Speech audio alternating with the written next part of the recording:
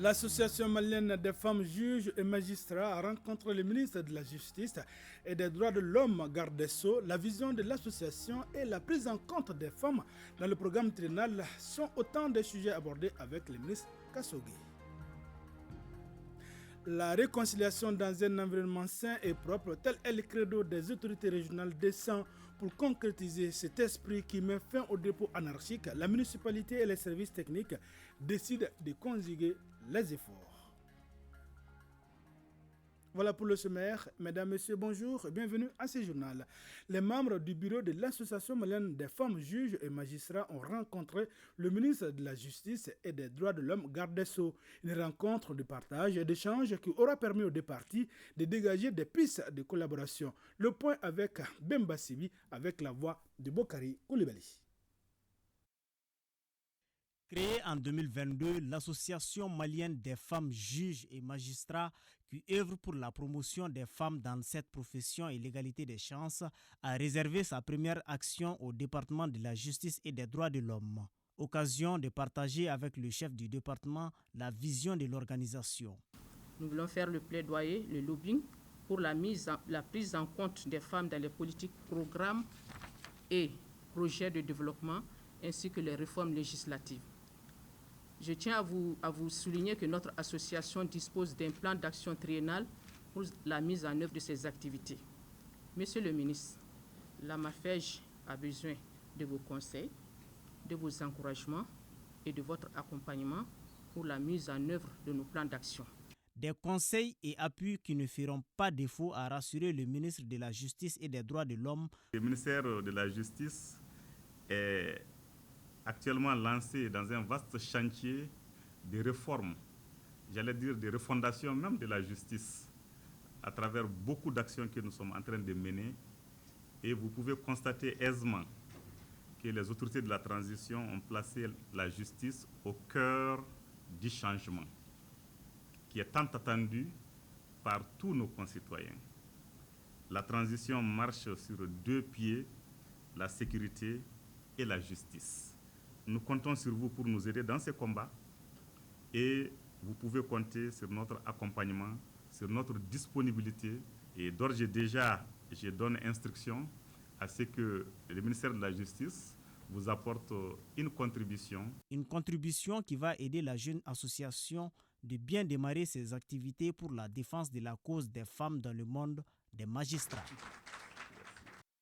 Faire le point des avancées en matière de lutte contre le travail des enfants, informer et sensibiliser les acteurs, c'est à cet exercice que s'est attelé l'ONG International Save the Children avec ses partenaires. Les travaux de la rencontre trimestrielle s'inscrivent dans le cadre de l'exécution du projet Travail pas affaire des enfants. On en sait plus avec Sokona Kamisoko. Le Mali a signé et ratifié plusieurs conventions internationales relatives à la protection de l'enfant. Malgré ses engagements, cette couche de la population continue de subir des violences de tout genre.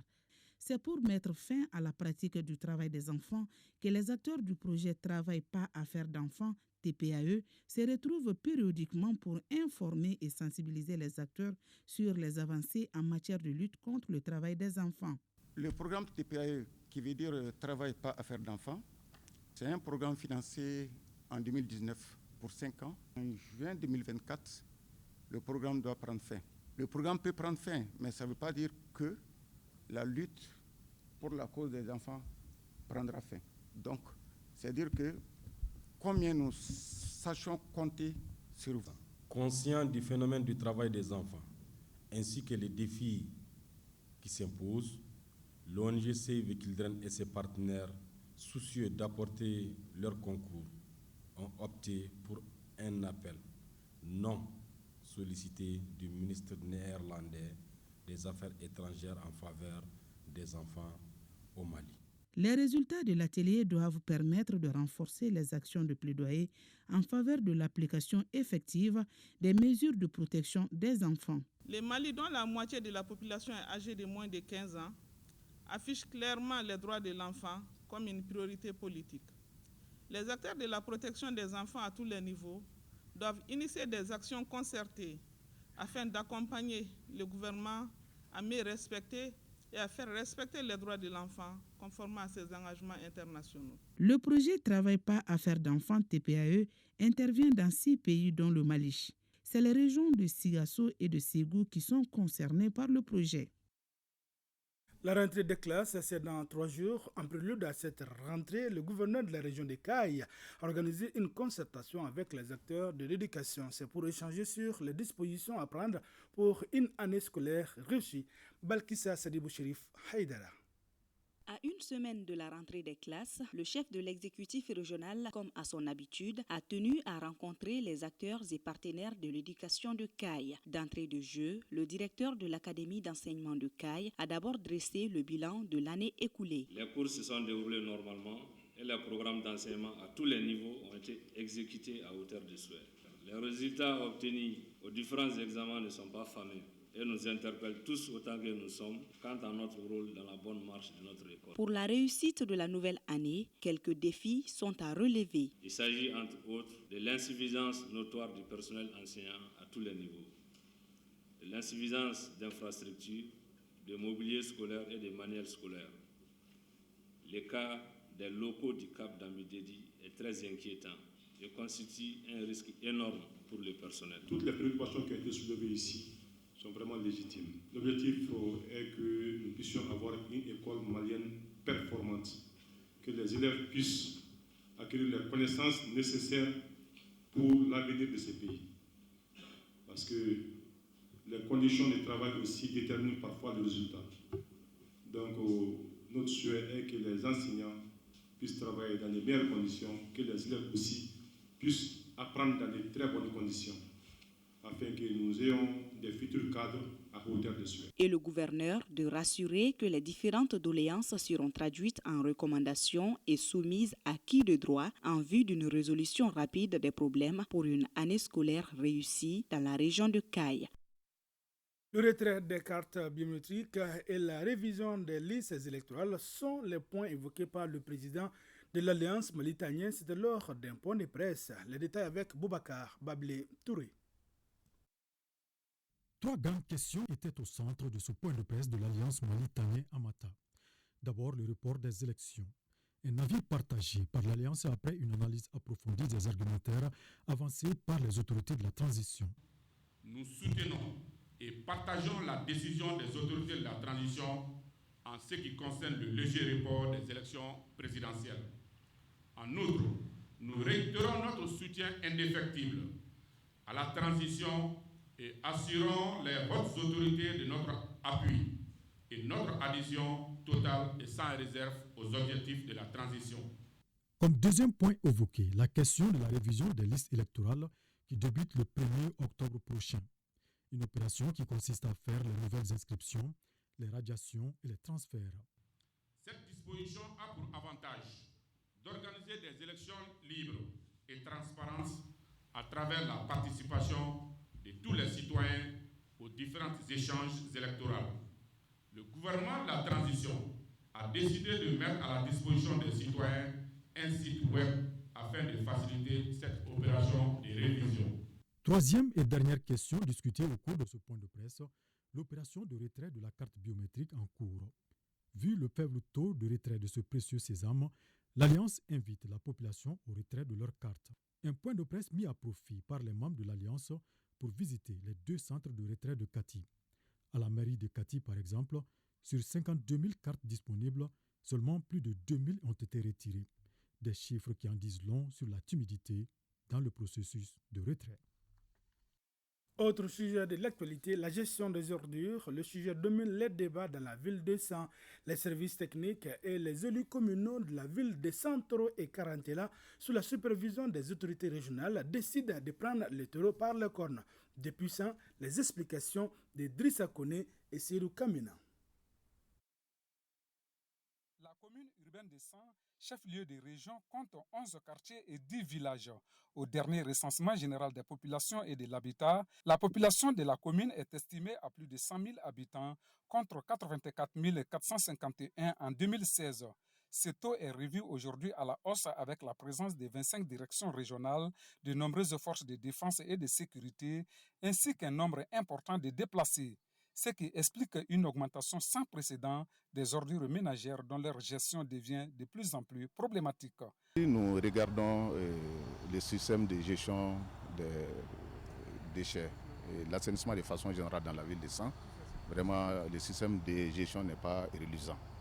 Alors, si vous regardez autour de la ville, vous avez alors comme constat la prolifération des déchets anarchiques et des eaux usées qui chuintent par-ci par-là. Donc, pour mettre fin à ça, nous avons quand même, avec l'ensemble des acteurs, initié des rencontres périodiques pour ensemble réfléchir aux stratégies pouvant quand même gérer ces déchets de façon générale. Ainsi, une synergie d'action a vu le jour entre la mairie et la direction régionale en charge de l'assainissement. Des descentes périodiques sur le terrain sont organisées. On est actuellement sur la rue de l'INPS. Donc, comme ici, vous voyez bien, on est sur une grande voie. Donc, derrière l'INPS, tout près d'ici, donc c'était avant un dépôt de transit. Mais avec l'agrandissement de la ville, aujourd'hui, on ne peut plus se permettre de déverser les ordures. Mais pour ce que les gens n'ont plus là où déposer les ordures, et vous voyez, c'est cette rue-là qui est la principale voie de déversoir des ordures. Malgré ces efforts abattus, des ordures jonchent les rues de San, rendant du coup certaines impraticables. Autre constat amer, sur 10 GIE recensés à la mairie, seuls 3 sont opérationnels avec des moyens très limités. Nous disposons d'une moto-taxi. Les gens payent 2 000 francs par mois. Nous avons à peu près plus de 400 familles qui sont abonnées. Avec une seule moto, nous sommes confrontés à d'énormes difficultés parce que la seule moto ne parvient plus à assurer vraiment la demande des clients. Le dépôt a été construit uniquement pour verser les ordures. Mais c'est trouvé que ceux qui amènent les ordures, au lieu de rentrer avec ça à l'intérieur, ils mettent ça tout juste devant le dépôt. De l'autre côté maintenant, nous avons ramassé toutes les ordures et nous avons mis du grillage pour que les gens ne viennent pas déverser toujours les ordures toujours auprès du cimetière. Selon un document datant de 2007, la ville de San doit avoir 7 dépôts, mais en 2023, la ville ne compte que 3, dont une carrière à l'abandon. La disposition que nous avons prise, c'est de déverser les ordures aux alentours, tout autour de ces trous-là, pour qu'au moins à la période sèche, qu'on puisse les renverser au niveau des trous. Et après, maintenant mettre de la terrine là-dessus, petit à petit, donc je crois qu'on va y arriver. L'insuffisance des GIE, des dépôts d'ordures et les moyens limités de la mairie poussent plusieurs habitants à se débarrasser de leurs ordures, que cela n'en déplaise. Avec mes voisins, qui ne tardent en aucun moment à venir déposer leurs ordures devant ma porte. Sommé, ils me demandent même le propriétaire est impliqué dedans. Les intéressés ont été convoqués et ont même déjà payé une amende de 5 000 francs. Même après ces avertissements, ces amendes, ils continuent encore à déverser des ordures devant ma porte comme celle-ci. Comment éviter ce genre de récidive susceptible de mésentente? La problématique de l'assainissement a été le point d'ordre de la conférence débat organisée dans le cadre de la Semaine nationale de la réconciliation. Parce qu'il va de l'image de la ville. Comme solution que moi je préconise, d'abord il faut procéder à une large sensibilisation de la population, qu'on comprenne que le statut de San a changé. L'une des solutions qu'on a proposées cette année ici et qui peut être faite sans grand moyen, c'est de mettre un peu l'accent sur l'assainissement de la ville. Et ça pourra permettre à nos enfants de vivre aisément sans palu ni rien et permettre aussi aux chefs de famille de ne pas tout le temps mettre la main dans la poche pour aller acheter des médicaments. Pourtant, une question taraude les esprits. La population fidèle à ces vieilles pratiques adhérera-t-elle à ce changement de paradigme? La population va adhérer parce qu'on est en train de la sensibiliser sur les différentes radios de proximité. Alors nous avons aussi comme obligation de mettre en place une brigade d'assainissement et de contrôle des pollutions et des nuisances. Donc, il va falloir que la population change de comportement. L'histoire nous en dira plus. En tout cas, vouloir ses pouvoirs nous a enseigné Jean-Paul Sartre. Une ville propre de sang. Le retour de la paix au Mali, c'est le thème de Maouloud 2023 à Ségou. La vie du prophète Mohamed, paix et salut sur lui, des prières et des bénédictions ont été les faits marquants de cet événement religieux dans la ville de Balanza. Abdurrahman Singare.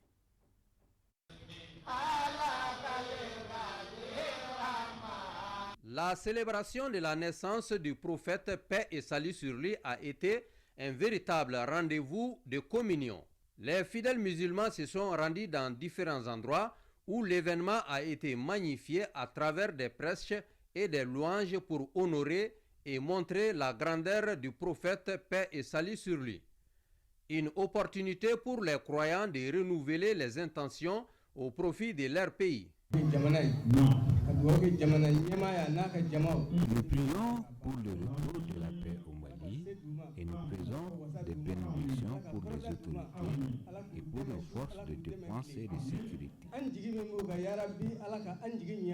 Ayant sillonné plusieurs endroits pour encourager les fidèles, le gouverneur de Ségou s'est réjoui de la mobilisation des croyants autour de cette célébration. Cette nuit, c'est une nuit sacrée, c'est bien connu. Nous devons la mettre à profit et c'est justement tout le sens pour prier, faire des bénédictions, beaucoup de bénédictions pour notre nation, beaucoup de bénédictions pour notre pays, afin que nous sortions de cette situation dans laquelle nous sommes depuis un bon moment déjà. Cette célébration de Mawlud est l'occasion non seulement de rappeler la vie du prophète Mohammed, paix et salut sur lui, ses comportements, mais aussi une invite à l'endroit des musulmans pour prôner la paix, l'union et la tolérance. Bonne fête de Mawlud et bonne semaine de Mawlud à toutes et à tous. Ainsi prend fin ce journal. Merci d'avoir été des nôtres. À demain, Inch'Allah, même heure, même plateau et pour d'autres informations.